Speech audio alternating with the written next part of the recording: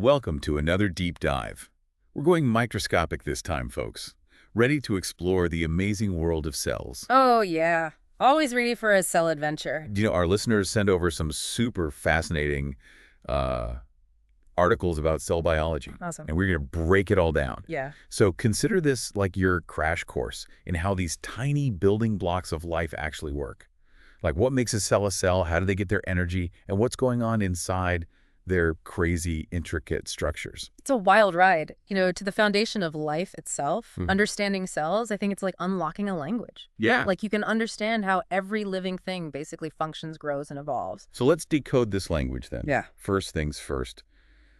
What exactly makes a cell a cell? I mean, it's not just some random blob of stuff, right? Right. There's got to be something that sets it apart. Yeah, definitely. One of the key things is that cell membrane. Think of it like a house Right. with all these like high-tech doors and windows. And those are proteins that control what goes in and out. So it's more than just a wall. Oh, for sure. It's like a super selective border patrol. Yeah, you got it. Making sure the right stuff gets in and the wrong stuff stays out. Exactly. Now, step inside this house. Imagine Huh. you're in this bustling city that is the cytoplasm. It's a water-based environment, but packed with all these cellular machines and structures. Wow. And here's the thing. Keeping this city running takes energy. So it's like the cells are constantly working, Yeah. like little maintenance crews, making sure everything's in order. Yeah, Kind of like how we spend energy just keeping our homes up and running. exactly. Just on a miniature scale. Now, speaking of things working hard inside the cell, let's meet the major players. Okay. We've got nucleic acids, proteins, carbohydrates, and lipids, A dream team. each with their own vital role. Absolutely. So think of nucleic acids, your DNA and RNA, as the blueprints and messengers of the cell. Mm-hmm. Then we've got proteins, Mm-hmm.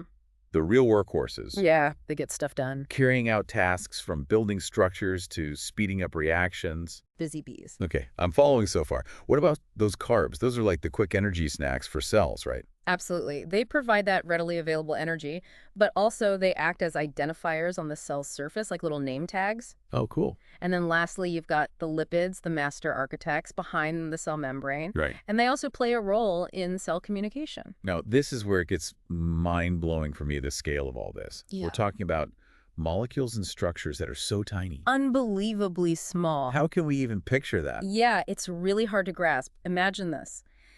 If the cell nucleus were the size of a room in your house, Okay. the DNA molecules inside would be like little specks of dust.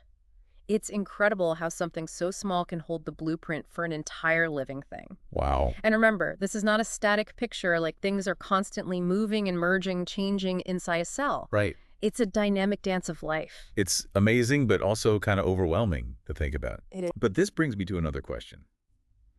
We've been talking about cells as if they're all the same, Mm-hmm. but our sources mention different types like prokaryotes and eukaryotes. What's the difference? Yeah, that's a key distinction. Okay. Think of it like this. Prokaryotes, like bacteria, they're like studio apartments. Mm. Their DNA is just hanging out in the cytoplasm. Okay. Eukaryotes, on the other hand, they're more like houses with separate rooms. Right. They have this special compartment called the nucleus where their DNA is neatly stored. So the nucleus is like the central library, Yeah, keeping those blueprints safe and organized. exactly. And this organization is one reason why eukaryotic cells can be so much larger and more complex. Interesting. They also have other specialized compartments called organelles, which are like mini organs within the cell, Oh, cool. each with its own function. Now, our sources highlight three key organelles. The nucleus, which we touched on, Yeah, the mitochondrion, and the chloroplast. Right. What's the deal with those last two? they both play really important roles.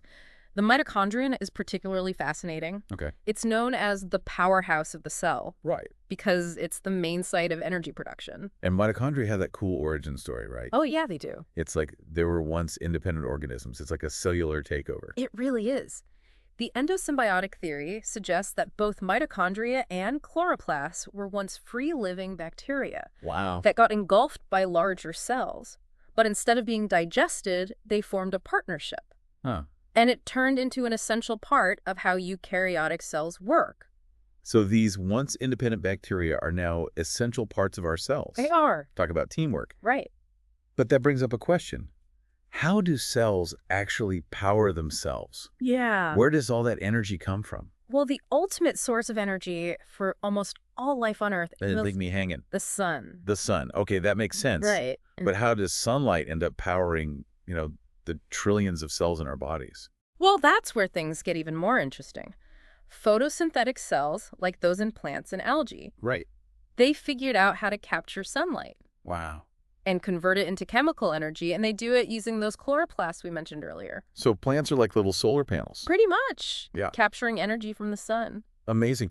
But hold on. What about cells that don't have chloroplasts, like the ones in our bodies? Yeah, We can't exactly sunbathe to get our energy. that's true. We can't photosynthesize. Yeah. But here's the cool part. Non-photosynthetic cells, they get their energy by breaking down food molecules Right. that were originally created by, you guessed it, those amazing photosynthetic organisms. So it all comes back to the sun. Yeah. We're indirectly powered by sunlight, even though we don't have solar panels built into our cells, like a beautiful cycle. It really is. But how do our cells actually turn those food molecules into usable energy? Yeah. Like what's going on at the molecular level? Well, that's where we get into this whole world of cellular respiration.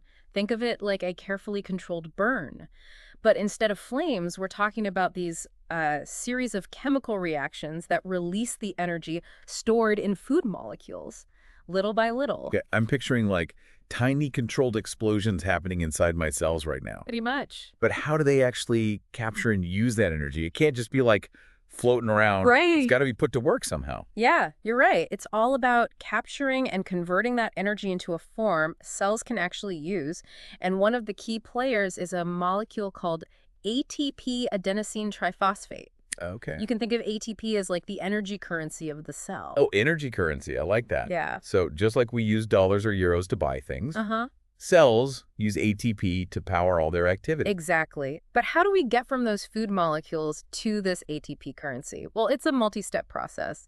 One of the first steps is this pathway called glycolysis, which literally means sugar splitting. Sugar splitting sounds pretty straightforward. So we're talking about breaking down all those sugary treats I might have indulged in? Pretty much. Like glycolysis is happening right now in pretty much every cell in your body. It's the initial breakdown of glucose, a simple sugar. And it takes place in the cytoplasm, Okay. outside the mitochondria. And what's fascinating is that this process doesn't even require oxygen. No oxygen. So even when I'm like holding my breath, Yeah, my cells are still busy splitting sugar and making a little ATP. exactly. That's reassuring. But what happens to that split sugar? Does it just magically turn into ATP? Not quite magic, but pretty ingenious. During glycolysis, that glucose molecule gets broken down into two smaller molecules called pyruvate. Okay. And this process generates a little bit of ATP. Think of it like earning some pocket change. But what happens next to those pyruvate molecules, it depends on whether or not oxygen is around. Ah, so oxygen plays a role. Okay. I remember from biology class, we breathe in oxygen for a reason. Absolutely. If oxygen is not available, then the cells go into what's called fermentation. Okay. Think of it like a backup plan when, your cells are running low on oxygen, like during an intense workout. Got it. But the downside is that it produces lactic acid. Right. Which causes that burning feeling. That's it. That's why your legs might feel like they're on fire after a hard run. Yeah. So what happens when there's plenty of oxygen around? I'm guessing that's the ideal scenario. Oh, yeah. When oxygen is present, those pyruvate molecules, they get like a VIP pass into the mitochondria. All right. The cellular powerhouse, as we talked about earlier. All right. It's here that they undergo like this remarkable transformation, releasing even more energy to fuel ATP production. So the mitochondria are like the main energy factories, and oxygen is crucial for them to work their magic. Exactly. Inside the mitochondria, each pyruvate molecule gets converted into this smaller molecule called acetyl-CoA. Okay. And this molecule, it enters a cycle known as the citric acid cycle, also called the Krebs cycle. And this cycle is like a metabolic merry-go-round, just a series of reactions that continue to extract energy from the original glucose molecule. So it's like squeezing every last drop of energy out of that sugar. It really is. And all this released energy is used to generate more ATP, as well as other energy carriers like NADH and FADH2. Yeah. And these carriers play a crucial role in the next stage of energy production, the electron transport chain.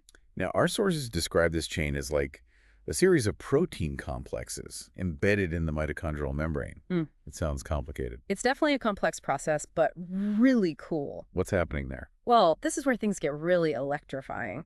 Think of the electron transport chain as like a cellular power line with electrons flowing from one protein complex to another. Okay. And as these electrons travel, their energy is used to pump protons, those are tiny hydrogen ions, across the mitochondrial membranes. It's like building up a dam, Yeah. creating this difference in proton concentration. Exactly, on either side of the membrane. And this difference in concentration, it creates potential energy, just like water stored behind a dam. Yep.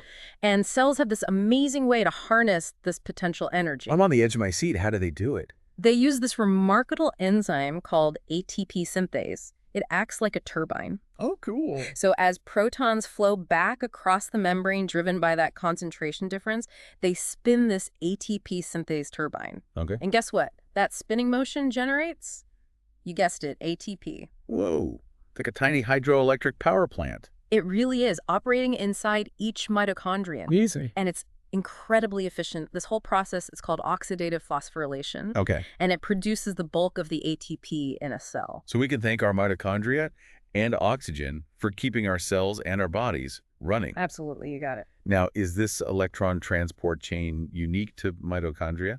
Well, it's essential for cellular respiration in mitochondria. But you find similar electron transport chains in other parts of the cell, too.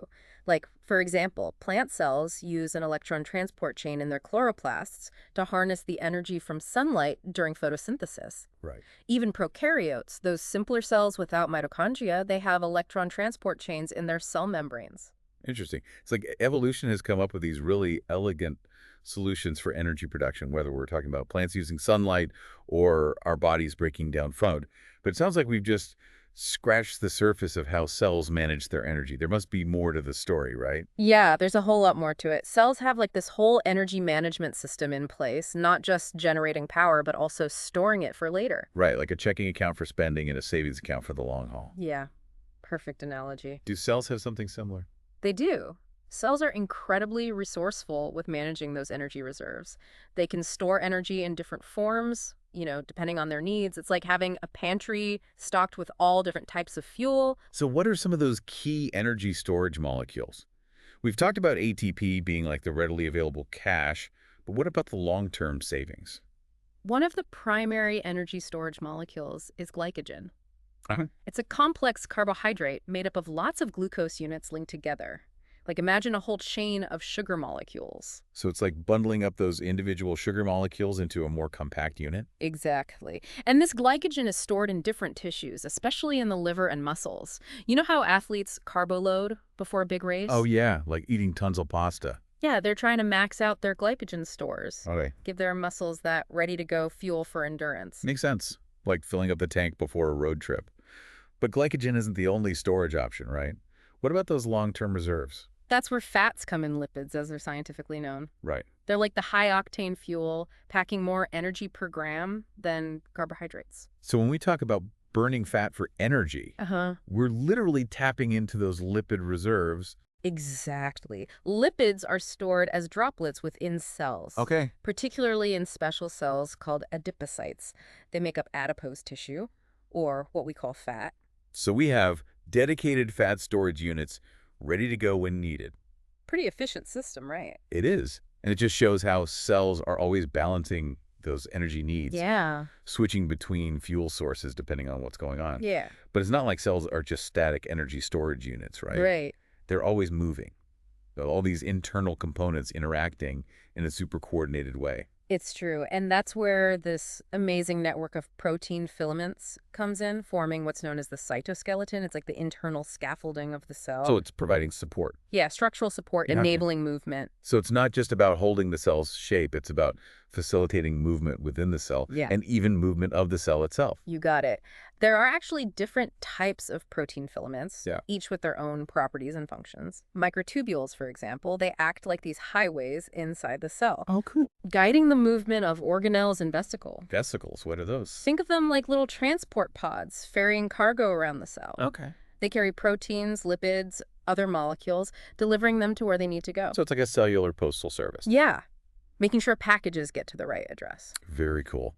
And this whole network of transport and movement, that's essential for everything from cell division to communication between cells. It really is. It's crazy to think about all this happening at such a tiny scale. Yeah. Just shows how much we take for granted. Yeah. Even the simplest things our bodies do, it all relies on this complex choreography of cellular activity. And this brings me back to something you said before, that link between cellular function and human health. Right, right. It's so important. When we talk about diseases, we're often talking about cells that aren't working as they should. Right. It could be a problem with energy production or communication or even that cytoskeleton. So understanding how cells work and what can go wrong Yeah. is really key to understanding diseases and figuring out new treatments. Absolutely. Like cancer, for instance. It's basically uncontrolled cell growth and division, Right. often caused by mutations in the genes that regulate these processes. Interesting. Alzheimer's disease, it involves disruptions in cellular communication and transport in brain cells. So the more we learn about these inner workings of cells, the better we'll be at tackling these challenges. It's pretty inspiring to think that exploring these tiny worlds could lead to huge breakthroughs that improve lives. Makes me appreciate scientific research even more. Me too, absolutely. And I think our deep dive today has only scratched the surface of this amazing world. Yeah. There's so much more to discover. Well, I think we covered a ton today. We journeyed from the sun's energy to the intricate machinery inside cells and how these tiny wonders power themselves, store energy, move around, and communicate. It's been mind-blowing. I agree. It's been a pleasure exploring with you. I hope our listener has gained an even deeper appreciation for this complex and wonderful world at the microscopic level. Yes. Huge thanks to our listener for joining us on this cellular adventure. We hope you enjoyed this deep dive. And until next time, keep exploring and keep those brain cells firing.